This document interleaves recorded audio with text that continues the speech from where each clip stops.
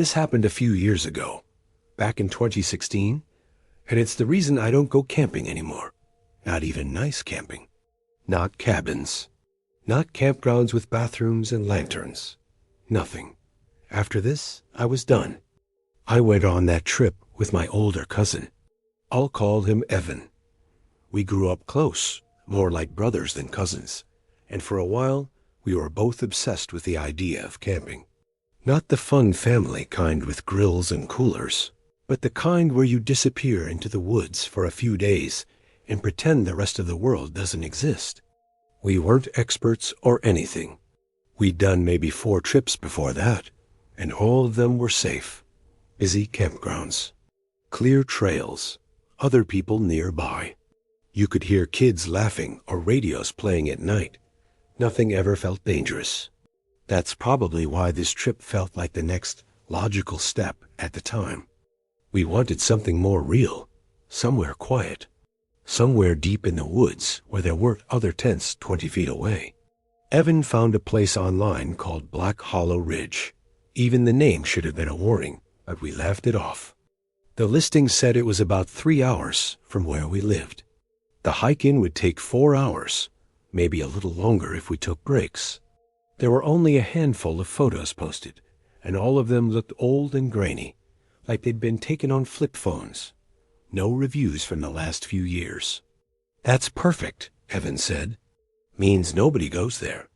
We packed for 3 days. Food, water, tents, flashlights, extra batteries. We thought we were being smart. We left early in the morning and drove until the paved road turned into gravel, and the gravel turned into dirt. Eventually, the road just ended. No sign. No gate. Just a small, muddy clearing surrounded by trees. There were no other cars. Not even old tire tracks. The woods around us were thick and dark, even in the middle of the day. The air smelled damp, like wet leaves and old bark. The silence felt heavy, like the forest was holding its breath. The trail was technically there, but barely. It looked like something people used a long time ago and then forgot about. Branches crossed over it. Tall weeds grew right through the center. In some spots, it disappeared completely, and we had to guess where it continued.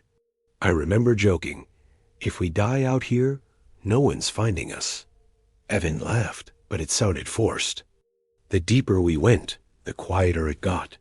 No birds, no bugs, just our footsteps and the sound of our breathing.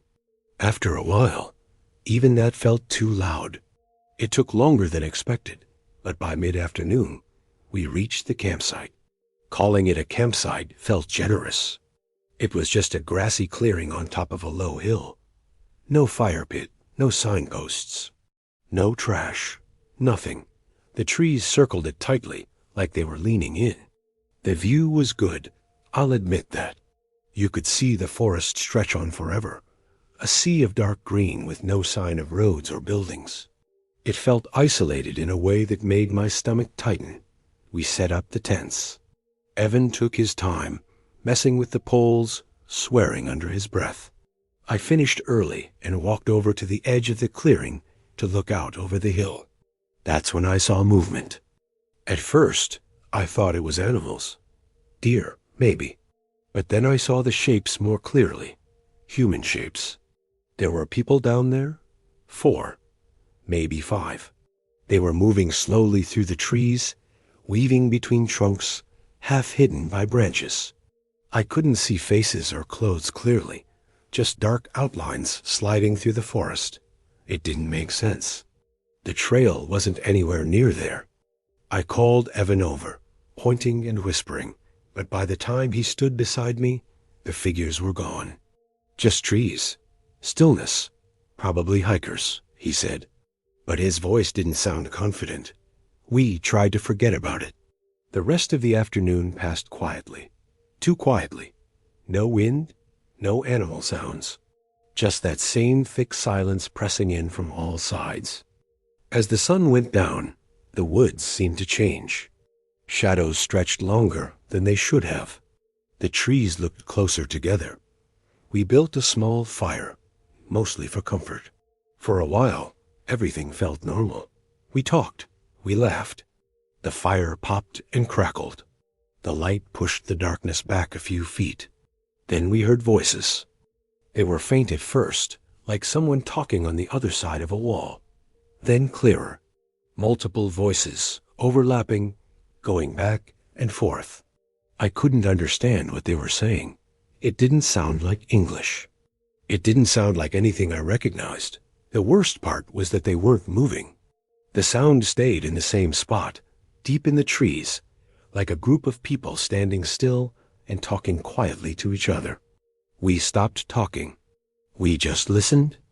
Then, all at once, the voices stopped, not fading away, not walking off, just gone.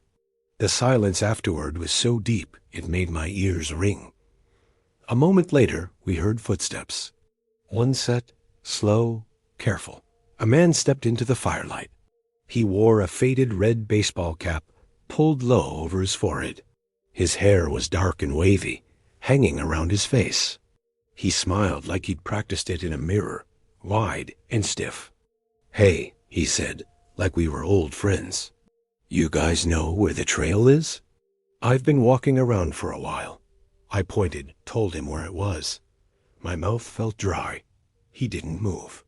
I asked if there were other people out there with him. For just a second, his smile dropped. His face went flat, empty. Then the smile came back, even wider. "No," he said. "Just me. I've been alone all day." That was a lie. I knew it. Evan knew it. We'd heard the voices. We'd seen the figures.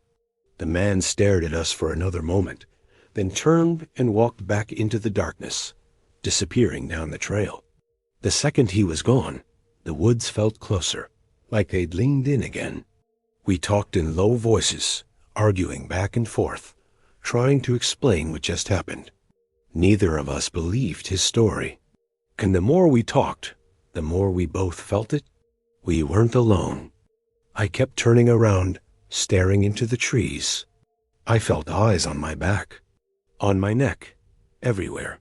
After about half an hour, Evan finally said, "We need to leave. Now." I agreed instantly. We packed fast, too fast, hands shaking, breathing shallow. When we put out the fire, the darkness swallowed us. That's when we heard the footstep behind us. I turned on my flashlight. The man was standing there, 10 feet away, maybe closer. He wasn't smiling this time. Then, slowly, his mouth stretched into that same wide grin. I turned the light off, and we ran. Behind us, footsteps exploded from every direction. More than before. Heavy, fast, too close. Branches snapped.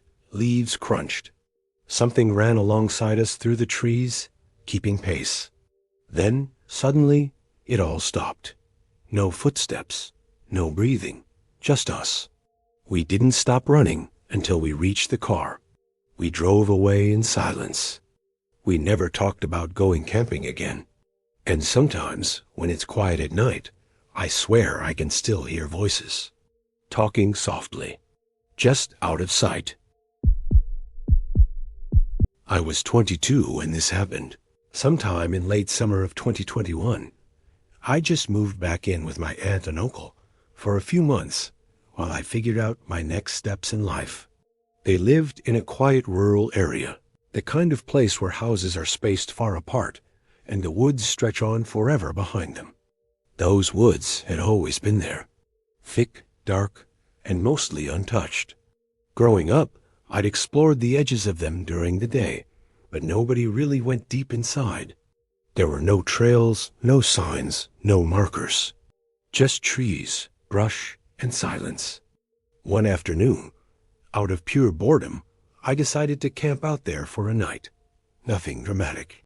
I didn't plan it ahead of time, or tell anyone it was some big adventure. I just woke up, felt restless, and thought, why not? I'd camped plenty of times before. I figured I'd pack a bag, spend the night, and head back the next morning. I told my aunt I'd be in the woods and that I'd be back by noon the next day. She didn't seem thrilled, but she didn't argue either. Around 3:30 in the afternoon, I grabbed my backpack, a small tent, some food, and a flashlight, then headed out behind the house. The deeper I walked, the quieter everything got. No traffic noise, no voices, just the sound of my boots crunching over dry leaves and the occasional bird fluttering away. After about an hour of walking, I found a small clearing where the trees opened up just enough to let the sunlight in. It felt peaceful, almost too peaceful. I set up my tent, cleared some rocks and branches, and built a small campfire. The air was warm, and the sun was slowly sinking lower. For a while, it felt perfect, calm, familiar, like I'd made the right choice. Then things started to feel off. As the sun dipped lower, right when the shadows started stretching between the trees, I heard a voice. A man's voice, low and unclear, like someone talking under their breath. At first, I thought I was imagining it. The woods play tricks on your ears sometimes. But then I heard it again. Mutters. Words I couldn't quite make out. The sound didn't seem to come from one spot. It drifted, almost like it was moving around me. I stood there, listening, trying to pinpoint where it was coming from. But the shadows were thick, and the trees blocked my view. Running into someone out there would have been strange. There weren't any paths, no reason for anyone to be wandering around that deep. I told myself they'd pass through eventually. But the voice didn't go away. It lingered. 5 minutes passed, and more. Whoever it was didn't sound like they were walking past. It sounded like they were staying nearby. Finally, I called out, trying to sound calm. "Hey, anyone out there?" The second I spoke, the voice stopped, not faded out, not moved away, just gone. The silence that followed felt heavy, like the woods were holding their breath. I waited, then called out again, louder this time. No response. That was when my stomach started to twist. I didn't feel scared exactly, but something didn't feel right. I checked the time and realized I only had maybe 20 minutes of daylight left. I decided to move.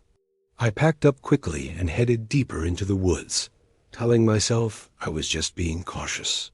Finding a new spot was harder than I expected. The trees were tighter, the ground uneven. The light faded fast, and panic started creeping in. After about 15 minutes, I gave up and set up my tent wherever I was. By the time I finished, it was completely dark. The woods went silent again. No wind, no bugs, nothing. I tried to convince myself that was a good thing. Silence meant I'd hear anyone coming, right? I built another fire, smaller this time, and sat close to it. I made myself a snack, roasted a marshmallow, and tried to relax. For a while, it worked. The crackle of the fire was comforting. Time passed slowly. Hours, maybe. Then I heard it. A sharp crunch of leaves behind me. It came from my back left, somewhere just beyond the reach of the firelight. I froze and turned my head, staring into the darkness. Whatever made the sound stopped. My heart pounded so hard I could hear it in my ears. I swallowed and called out again. "Hello?" A few seconds passed. Then a man stepped into the firelight. I jumped. He hadn't come from where I was looking. He appeared from a different angle entirely, like he'd circled around me without making a sound. He smiled, like this was all completely normal. "Sorry," he said casually. "Didn't mean to scare you?" Before I could respond, he walked over and sat down by the fire, holding his hands out to warm them. He didn't ask permission. He didn't introduce himself. He acted like he belonged there. I stared at him, confused and uneasy. I think you've got the wrong campsite," I said. He looked at me and said one word. No, that was it. No explanation. No follow-up. We sat there in silence. The fire crackled between us. The shadows danced across his face, making it hard to read his expression. My chest felt tight. Trying to break the tension, I asked, "Were you the one I heard talking earlier? Near my other spot? His smile disappeared instantly. His face went blank, like a switch had been flipped. Must have been someone else, he said. His voice was flat and cold, nothing like before. Before I could say anything else, I heard another sound. A stick snapping behind me. Same spot. Back left, my blood ran cold. I slowly turned back toward the fire. The man was staring straight at me. His eyes didn't blink. They didn't soften. They felt empty, like he wasn't really looking at me at all. I didn't think. I didn't hesitate. I ran. I bolted into the darkness, branches slapping my arms, my lungs burning. I heard voices behind me, angry, urgent, footsteps crashing through the leaves. I ran harder. Somehow I lost them. I don't know how. I just kept going, following instinct, until I found the road and stumbled back to the house. My aunt called the police immediately. The next morning, I led officers back to the campsite. There was nothing there, no tent, no fire pit, no footprints, nothing. I don't know what they planned to do. I don't know how close I came to not making it back. I do know one thing. I never stepped foot in those woods again. This happened a few summers ago, back in 2018, when I was 23 and thought I was way more confident in the outdoors than I actually was. I had taken my younger cousin Eli with me on a long backpacking trip. Our parents had always joked that I was the responsible one, so naturally, I ended up being the one trusted to take him deep into the woods. Eli was 19 at the time and stubborn in that quiet way, the kind of person who doesn't talk much but watches everything. We also brought my dog, June. She was a blue Merle border collie, lean and fast, with eyes that always looked like she knew something you didn't. She wasn't technically my dog. She'd grown up with both of us, so she stuck close to Eli most of the time, but she listened to me when it mattered. We were hiking through a forested area outside a place locals called Pine Hollow Ridge. It wasn't marked on most maps. No signs, no cell service. Just miles of narrow trail and thick trees that swallowed sound. I'd camped there twice before and never saw another person. That's what made it feel safe to me. Too quiet for trouble, I thought. The hike took most of the day. By the time we reached the campsite, the sun was already sinking low, staining the tops of the trees orange. The campsite wasn't pretty. No lake, no overlook. Just a small dirt clearing surrounded by trees packed so tightly together they felt like walls. I liked that about it. It felt hidden, private. We dropped our packs, and I started setting up the tent while Eli unpacked food. June did what she always did when we stopped. She trotted slow circles around the clearing, nose low to the ground, ears twitching. Usually she'd disappear into the woods for a few minutes, chasing smells, then come back covered in leaves and looking proud of herself.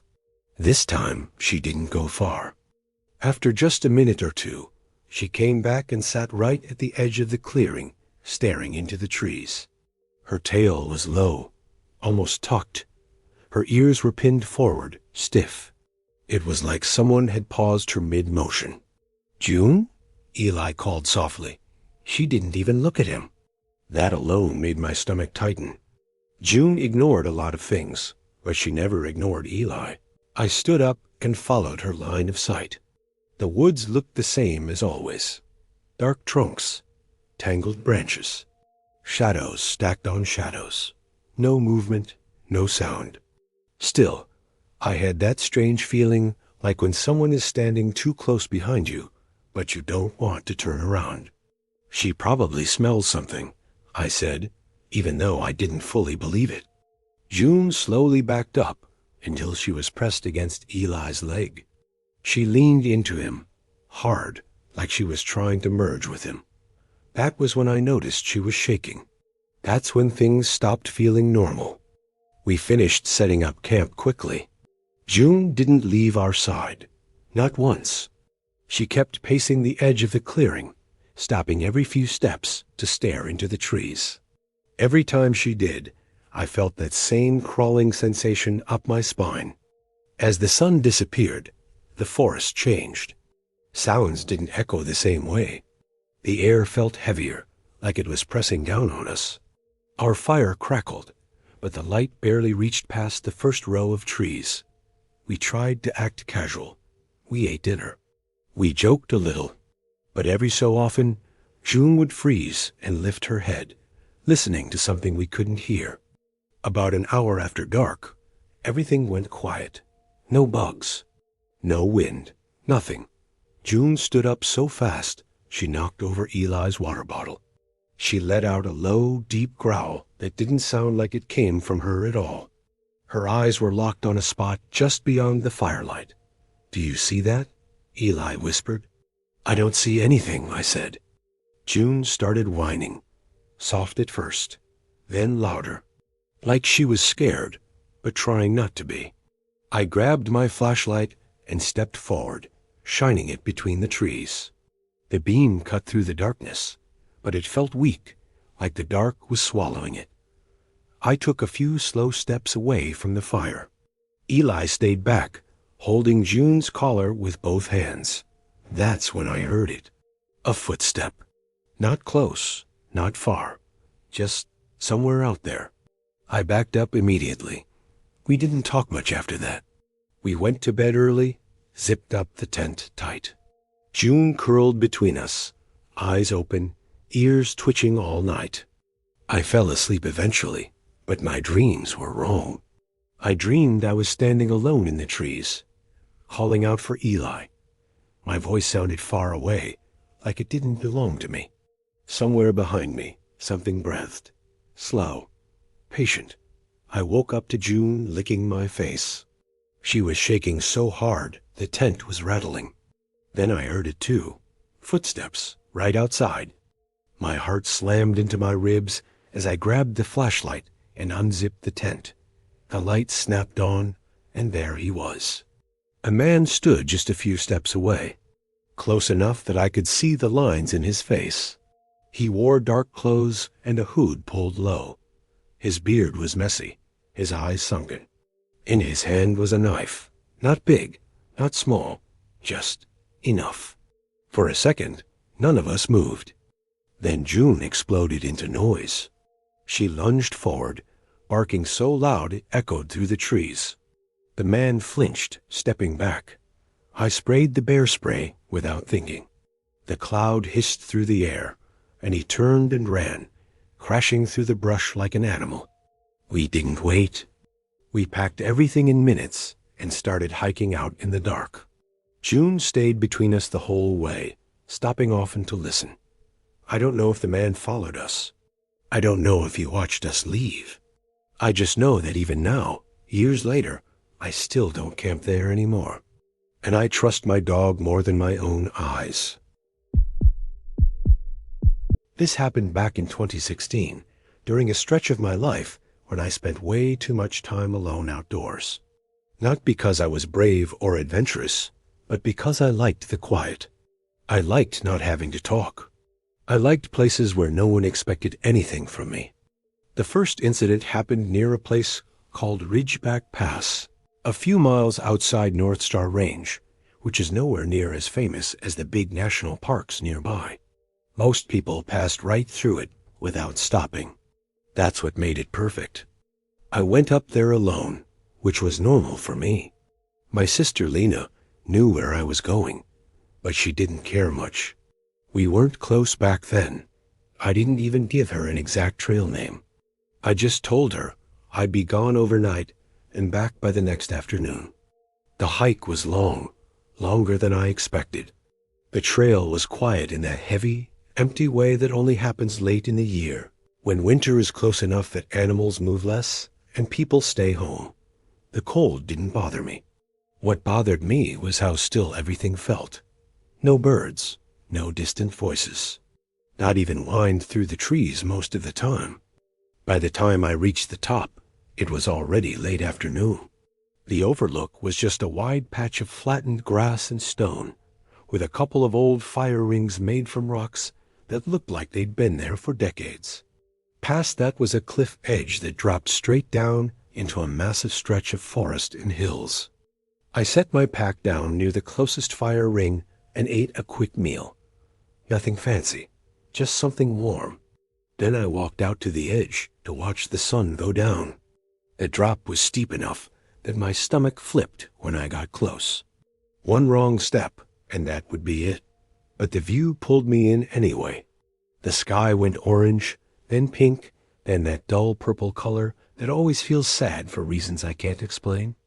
I stayed longer than I meant to, long enough for the light to drain out of everything. When I finally turned to head back, I froze. There was a man standing behind me, half hidden in the brush near the tree line. I didn't hear him approach. I didn't hear branches breaking. He was just there. He was close. Way too close. We locked eyes for a second. His face was pale, almost gray in the fading light. No smile, no surprise.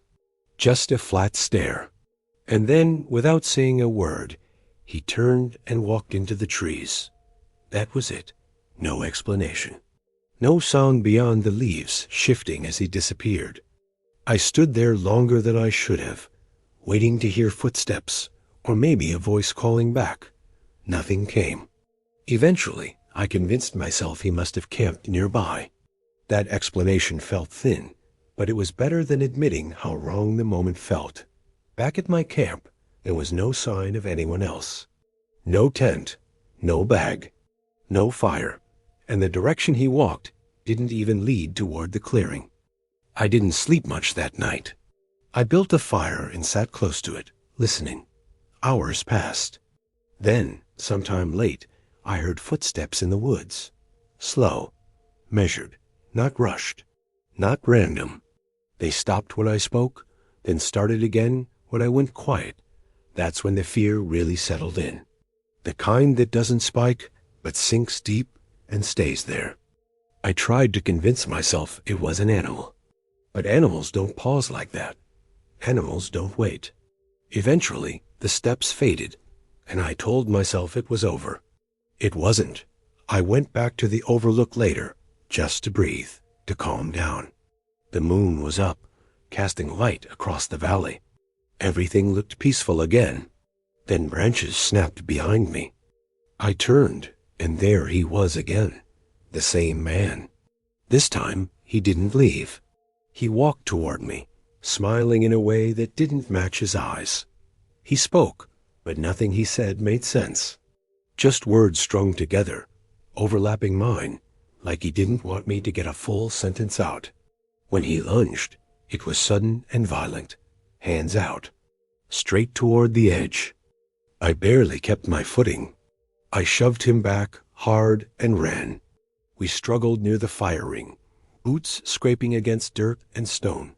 His face twisted with anger. Real anger, not panic, not fear, rage. I don't know how long it lasted. Seconds felt like minutes. Eventually, he broke away and vanished into the trees again. I didn't stay. I packed and left, hiking down in the dark until my light died.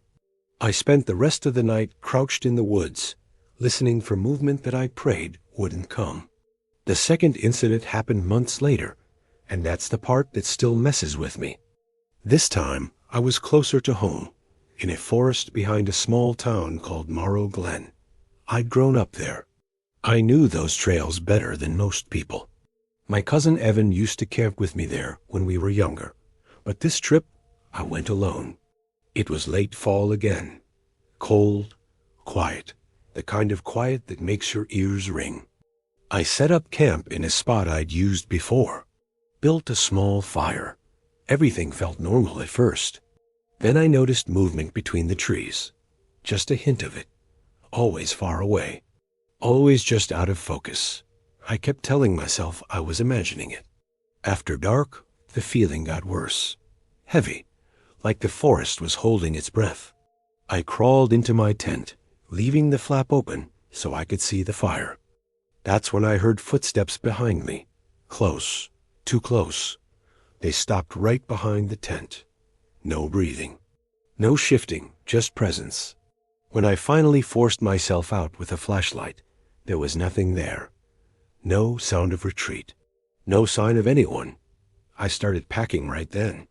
As soon as I pulled the tent down, footsteps exploded from behind it, rushing away. And then a man stepped into the firelight. Different man. Older, taller, dirty clothes, cold eyes. He spoke calmly, like he was annoyed I was leaving. Like I was breaking some unspoken rule. I ran. I didn't stop until I was lost. I spent the night pressed against a tree, shaking, listening to something move in the distance more than once. Morning saved me. I made it out alive. That's the only way to put it. I still hike. I still camp. But I don't stay anywhere I feel watched. And when the forest goes quiet all at once, I leave. Because sometimes that quiet isn't peaceful. Sometimes it's waiting. I still think about that trip more than I want to admit. It happened back in 1998, long before smartphones or GPS were something you could rely on. Back then, if you took a wrong turn, you were just wrong. No rerouting, no quick help. Just you, the road, and whatever else might be out there with you. My name's Evan, and at the time I was 24. My cousin Mark and I had decided to take a long road trip together. We'd always been close, more like brothers than cousins, and we talked for years about doing something big before real adult life fully caught up to us. Jobs, families, responsibilities. This was our chance to disappear for a while. Mark had just finished rebuilding an old Chevy Blazer, turning it into a rough camping setup. Nothing fancy. A mattress in the back, storage bins, a little propane stove, and blackout curtains he'd cut himself. The plan was to spend nearly 6 weeks driving from eastern Idaho all the way up to the Yukon, following a long stretch of back highways that people warned us about constantly. Everyone said the same thing. That road's empty. Once you're out there, you're really out there. Don't stop unless you have to. We laughed it off, but deep down, we both felt it. The distance, the isolation. The way the map showed long, thin lines with almost nothing marked between them. One thing that made us uneasy from the start was crossing the border. Mark usually kept a handgun locked under the driver's seat. Not because he was paranoid, but because he liked knowing it was there. He couldn't bring it with him this time. Rules were rules. When we crossed into the other country, that extra layer of comfort disappeared. We didn't talk about it much, but I could tell it bothered him. The first day was easy. Long, boring stretches of road. Pine trees. Gray sky. The kind of drive where hours blur together. We took turns driving and joking about stupid things. Stopping for gas whenever we saw a station because we didn't know when we'd see another. By the second day, the land started to change. Fewer signs, fewer cars. Sometimes we'd drive for an hour without seeing anyone at all. No houses, no fences. Just trees packed so tightly together that the forest felt solid. By the time the sun started dipping low, Mark was exhausted. We agreed to find somewhere to sleep. There were official rest stops every once in a while, but we avoided them. Too open. Too visible. Instead, we looked for one of those small dirt turnoffs that led into the woods. We found one just as the sky went purple. The campsite wasn't much. Just a clearing surrounded by tall, dark trees that blocked most of the remaining light. We didn't see any other vehicles. No fire pit. No footprints we noticed right away. It felt empty, and empty felt safe. We covered the windows, crawled into the back, and were asleep within minutes. The night passed quietly. No noises, no dreams I remember. When I woke up, sunlight filtered through the trees in thin beams, and for a moment, everything felt normal again. Before we left, Mark wanted to stretch his legs. He'd slept stiff. I stayed near the truck while he wondered a bit. Then he waved me over and pointed at a narrow trail leading deeper into the woods. "Let's see where it goes," he said. The trail was barely there, just flattened grass and broken twigs. We followed it for maybe 5 minutes before it opened into another clearing. That's when the feeling hit me. The place looked wrong, not abandoned, not old, just disturbed. There were pieces of camping gear scattered everywhere. A torn sleeping bag, a smashed lantern, food wrappers half buried in dirt. It looked like someone had been packing in a panic, grabbing what they could and leaving the rest behind. The ground was churned up, like there'd been a struggle or frantic movement. Mark bent down and picked up a cracked flashlight. "This is recent," he said quietly. I didn't like the way his voice sounded. Flat, careful. We didn't stay long, 30 seconds at most. We turned around without saying much and headed back the way we came. That's when we saw the truck. A black pickup was parked right beside our Blazer, close enough that it felt intentional. The windows were so dark, you couldn't see inside, even in daylight. The engine wasn't running. No doors open. No one standing nearby. It hadn't been there before. We stopped walking. Mark whispered, "Was that here earlier?" I shook my head. Neither of us said anything else.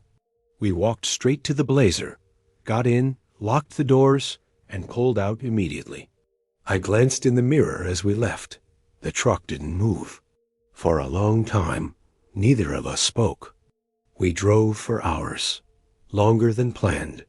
When we finally stopped for gas, it was at a tiny station that looked like it hadn't been updated since the 70s. One pump, rusted sign. No building lights on. While Mark filled the tank, I kept watching the road. That's when I saw headlights. They grew brighter as they approached, and my stomach dropped when the shape became clear. Black pickup. Same size, same shape. It pulled in on the opposite side of the pump. No one got out. The engine stayed running. We finished fast. Too fast. As soon as the nozzle clicked, Mark slammed the gas cap shut and got back in. We pulled away without looking back. I asked him if he thought it was the same truck. He didn't answer right away. "Doesn't matter," he finally said. "We're not stopping again tonight." We drove until dusk again, this time choosing a place that was hidden deep off the road. No signs of recent activity. No trash. No tracks. We didn't set up a tent. Something told us not to. Instead, we ate quietly and climbed back into the Blazer. We stayed up talking, trying to shake the nerves, joking, telling old stories. By around 11, Mark was half asleep. That's when I heard it. Footsteps, slow, careful, crunching leaves. I held my breath. Then there was a face at the window, so close I could see the outline of his nose pressed against the glass. His breath fogged it slightly. His eyes were wide and unblinking. I screamed. The face vanished and chaos exploded. Glass shattered. Someone yanked at the door handles. Mark scrambled to the front as another man appeared, smashing the rear window with something heavy. Hands reached inside, grabbing blindly. Mark got the engine started just as the back door flew open. We peeled out, branches scraping the sides, dirt spraying everywhere. As we sped away, headlights flicked on behind us. The black truck followed. We didn't stop until sunrise. I still don't know what they wanted, and I don't want to. I want to start by saying that I still don't like talking about this story out loud, especially at night. Even now, years later, certain sounds can pull me right back into it. The memory sits in the back of my head, quiet most days, but it never really goes away. This happened in the fall of 2022. At the time, I drove out to a remote house owned by my cousin Mark. Mark and I grew up close, more like brothers than cousins. And when he asked me to stay at his place for a few days, I didn't hesitate. He had a last-minute business trip and didn't want to leave his dog with a stranger. His dog, Ranger, was protective, smart, and deeply attached to people he knew. Boarding him wasn't an option. Mark's place sat far outside a tiny town most people had never heard of. Locals called the area Pine Hollow, which already sounded unsettling if you thought about it too much. The house itself wasn't small, but it wasn't fancy either. From the road, it looked like any normal home. What made it different was where it stood. Trees surrounded it on all sides, tall and thick, like a wall. Once you were there, it felt like the woods swallowed everything else. I arrived early in the afternoon. The drive alone was exhausting. The farther I went, the fewer houses I saw. Eventually, there were no streetlights, no neighbors, no signs of life at all. Just trees and a narrow road cutting through them. Mark and I spent the day catching up. He showed me where everything was, joked about how Ranger would probably keep me safer than any lock, and promised he'd be back before I knew it. He left just before sunset, waving as he pulled away down the long dirt driveway. That was the moment the place started to feel different. The house got quiet fast, not peaceful quiet, the kind of quiet where you notice every tiny sound, the hum of the fridge, the creak of the floors, the wind brushing against the siding. After dinner, I figured I'd try to enjoy the outdoors while I still had daylight. I built a small fire pit out back and brought Ranger with me. For a while, it was actually nice. The sky slowly turned orange and pink, then dark purple. The trees stood tall and still, like they were watching. When the sun finally disappeared, everything changed. The woods went black in seconds. No glow from nearby houses. No traffic noise. Just darkness. The fire crackled, throwing shaky shadows across the ground. Ranger stopped lying down and sat up straight, staring past the fire into the trees. That's when I felt it. That crawling feeling on the back of your neck. Like something was off, but you couldn't explain why. The silence felt thick, like it was pressing in on me. I realized I couldn't hear bugs. No crickets. No frogs. Nothing. I put the fire out and went inside almost immediately. I told myself I was being dramatic, but my hands were shaking when I locked the door. I curled up on the couch with Ranger and put on a random horror movie, mostly to break the silence.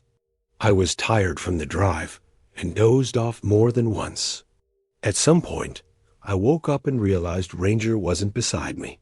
I sat up and saw him sitting by the front door. He wasn't relaxed. His back was straight. His head was tilted forward. His eyes were locked on the door, like it might move on its own. I whispered his name. He didn't respond. When I said it again, he slowly turned his head toward me, just for a second, then snapped his attention back to the door. His ears were pulled back. His body looked tense, like a spring wound too tight. I walked over and gently touched his side.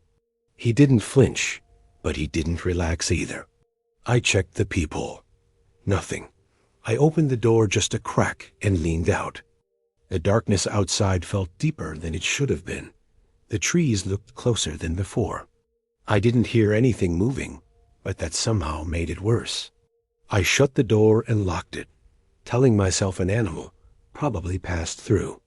Ranger eventually followed me back to the couch, but he didn't sleep. He just watched the room. The next morning felt normal enough. Sunlight made everything seem less threatening. I drank coffee on the porch while Ranger sniffed around the yard. I considered taking a walk, but the woods felt too easy to get lost in, so I stayed close. That night, I stayed inside. I was watching another movie when Ranger suddenly exploded into barking from the kitchen. Not playful barking. Deep, angry barking. I rushed in and found him standing stiff, tail tucked, fur along his back standing straight up. There was nothing there. No open window. No sound. No movement. I tried to calm him, but he wouldn't stop growling. His eyes tracked something I couldn't see. When he finally followed me back to the living room, I felt like we were being watched. A few minutes later, there was a hollow tapping sound from the kitchen. Slow, deliberate, like knuckles against glass. I went back and looked out the window. Nothing. My stomach twisted. Ranger barked again, louder this time, backing away from the sound. I didn't sleep much that night.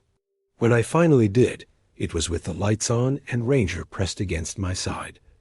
Around 11 p.m., I went to shower. The water barely masked the sound of heavy thumps hitting the wall. Ranger started barking wildly. I shut the water off and ran out, heart pounding. The bedroom door was open. Ranger was gone. I heard his barking racing through the house. Then I saw the front door standing wide open. Before I could react, Ranger ran straight into the woods. I grabbed a flashlight and chased after him, calling his name. His barking stopped suddenly, like someone had cut it off. The woods swallowed the sound. I stood there, shaking, surrounded by trees and darkness. The air felt cold and wrong. I called out again and again. After what felt like forever, I heard leaves moving. Ranger came running back toward me, shaking, tail tucked, eyes wide with fear. He whimpered and refused to look behind him. We ran back to the house and locked ourselves inside. I called for help and didn't sleep at all that night. Someone had been out there, watching, waiting. I still don't know who or what it was, but I know this much. Whatever Ranger chased into the woods terrified him, and I don't think it ever really left Pine Hollow. All right, imagine I'm telling you this while we're sitting around a campfire. The kind where the fire keeps popping and the woods around us are just dark enough to feel wrong. This happened in 2018, late spring, when the air was warm during the day, but still cold enough at night to make you pull your jacket tight. My name's Evan, and this was supposed to be an easy trip. Nothing dramatic, nothing scary. Just a quiet backpacking trip to clear my head. I'd driven out to a place called Crowley Ridge Preserve, way up in northern Montana. It's not famous, no big signs. Just miles of trees, old dirt trails, and that deep kind of quiet you only get far away from towns. I wasn't even alone on the trip, technically. My younger sister Lena was supposed to meet me at a trail junction 2 days in. We'd planned it that way so I could hike solo for a bit, and she could join later after work. At least, that was the plan. I parked my car at a small gravel pull-off that barely counted as a parking lot. No other cars, no voices. Just wind moving through the trees. I should have turned around right then. I didn't. The trail was simple.